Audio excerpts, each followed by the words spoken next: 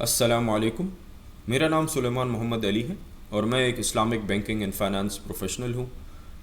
Islamic banking کے حوالے سے کافی ٹریننگ سیشنز کراتا رہتا ہوں، جس میں بینک کے امپلائیز بھی ہوتے ہیں، اسٹوڈنٹس بھی ہوتے ہیں، اور جنرل پبلک سیمینارز ورکشاپ بھی اسلامک بینکنگ کے ٹاپکس پہ کرنے کا مجھے موقع ملتا رہتا ہے۔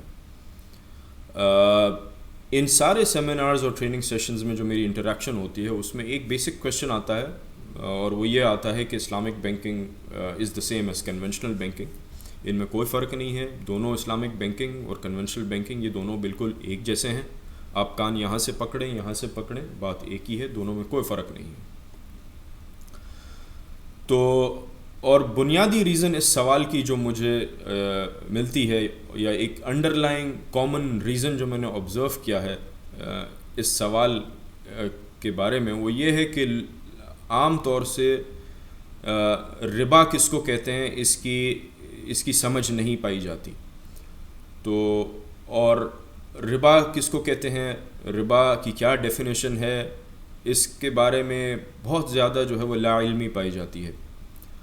کیونکہ اگر ربا کی ڈیفینیشن پتہ ہو اور ربا سمجھ میں آ جائے کہ ربا کس کو کہتے ہیں، تو پھر یہ سوال جو ہے وہ نہیں اٹھے گا، اور اراؤنڈ 50% آف اسلامک بینکنگ کی جو بیسز ہے وہ کلیئر ہو جائے گی۔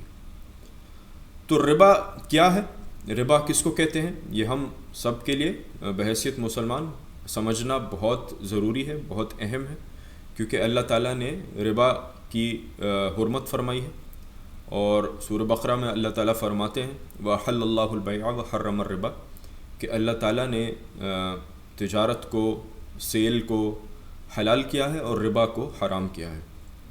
اس ممانعت کی وجہ سے ہم سب کے لیے ربا کو سمجھنا بہت ضروری ہے۔ کیوں؟ کیونکہ اگر ہم ربا کو سمجھیں گے ہی نہیں، ہمیں پتہ ہی نہیں ہوگا کہ بھئی ربا ہے کیا، ربا کس کو کہتے ہیں، کس معاملے میں ربا پایا جاتا ہے، کس معاملے میں ربا پایا نہیں جاتا، اگر ہمیں اس کی سمجھ ہی نہیں ہوگی تو ہم نہ چاہتے ہوئے بھی ہم ربا کے معاملے میں ملوث ہو جائیں گے۔ تو ربا کا سمجھنا بہت ضروری ہے۔ اگر ایک شخص کو پتہ ہے کہ خمر کس کو کہتے ہیں، شراب کس کو کہتے ہیں، تو وہ اس سے بچ جائے گا۔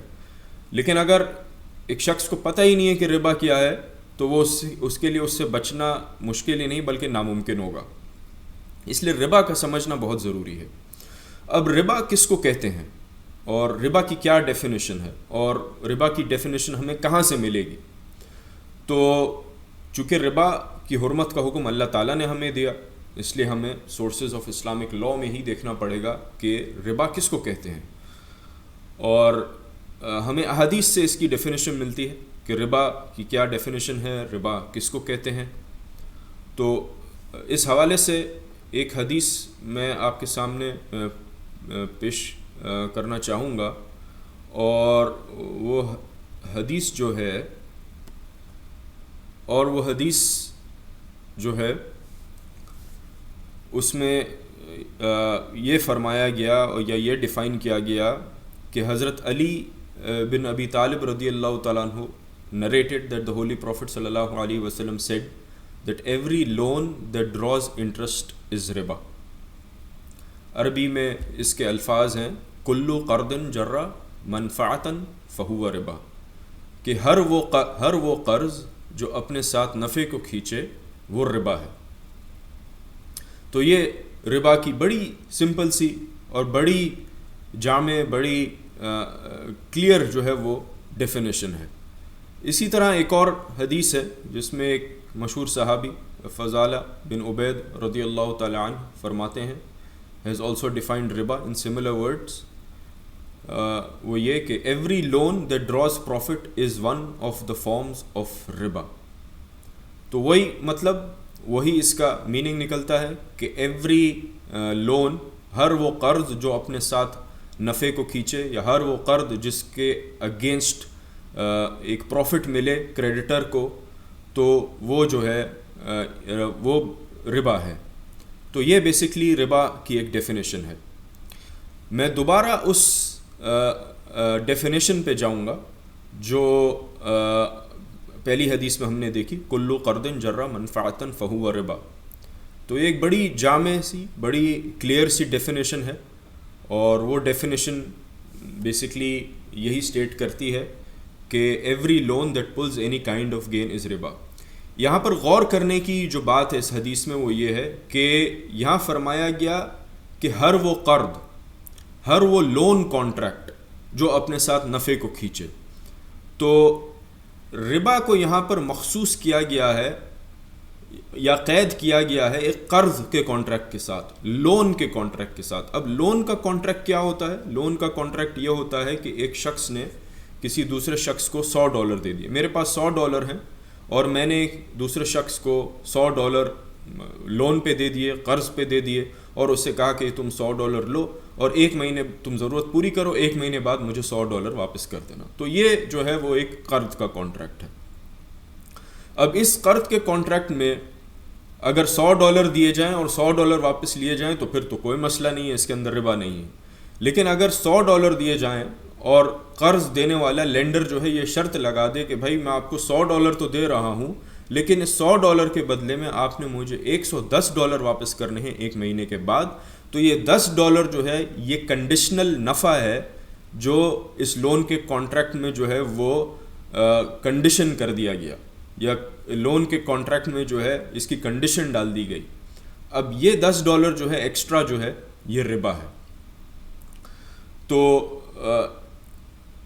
اس سے ہمیں پتہ چلا کہ جہاں قرض کا معاملہ ہوگا وہاں پر اگر کسی بھی قسم کا نفع آتا ہے تو وہ نفع جو ہے وہ ربا ہے. اس کے برعکس اگر ہم سیل کا کانٹریکٹ دیکھیں تو اس حدیث میں ہمیں یہ نہیں فرمایا گیا کہ بھائی سیل کے کانٹریکٹ سے نفع جو ہے وہ بھی ربا ہے. تو سیل کے کانٹریکٹ میں کیا ہوتا ہے کہ ایک شخص نے $100 کا ایک موبائل فون خریدا اور اس نے کسی شخص کو $110 کا بیچ دیا، اور بیچنے کے بعد اس سے کہا کہ ٹھیک ہے آپ اس کی پیمنٹ جو ہے وہ 1 مہینے بعد کر دیجئے. تو $100 کی چیز خریدی، $110 کی بیچی، اور اس پہ اس نے جو ہے وہ $10 کا نفع کمایا. اب یہ نفع جو ہے وہ ربا نہیں ہے، وہ ایک حلال نفع ہے، وہ ایک جائز نفع ہے، چونکہ یہ نفع جو ہے وہ ایک سیل کے کانٹریکٹ سے آ رہا ہے. تو سمجھنے کی بات یہ ہے کہ شریعت جو ہے اس میں یا اسلامک پرنسپلز میں نفع کی ممانعت نہیں ہے. نفع سے، ارننگ کمانا، اس سے ممانعت نہیں ہے.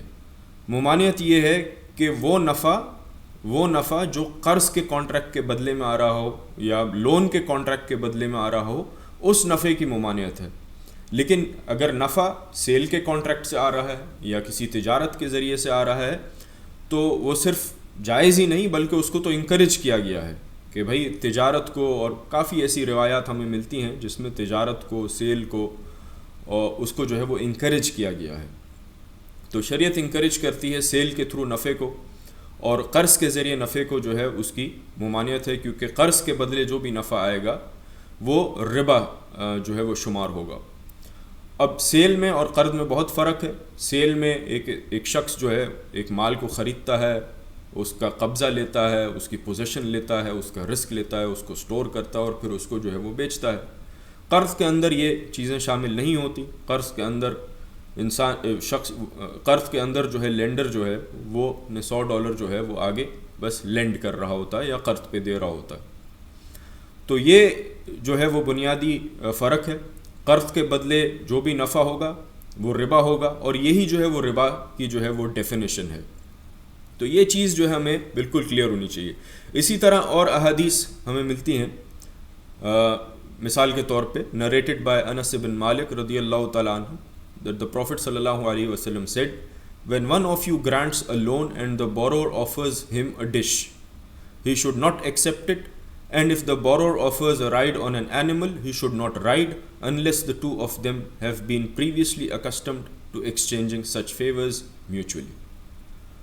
تو اب ہمیں جو ہے وہ اس حدیث کے اندر بھی وہی میسج ہمیں ملتا ہے کہ اگر کسی شخص نے، کسی لینڈر نے کسی شخص کو لون دیا ہے، کسی شخص نے دوسرے شخص کو لون دیا ہے، تو اب اس لینڈر کے لیے یہ جائز نہیں ہے، اس کے لیے یہ الاؤڈ نہیں ہے کہ اگر بورور اس کو کوئی کھانے کی چیز آفر کرے یا اپنے گھوڑے پہ، اپنی سواری پہ اس کو سواری آفر کرے، تو اس کے لیے یہ مناسب نہیں ہے کہ وہ اس کی اس فیور کو جو ہے وہ ایکسیپٹ کرے، کیونکہ یہ فیور بھی قرض کے بدلے میں ایک نفع ہو جائے گا۔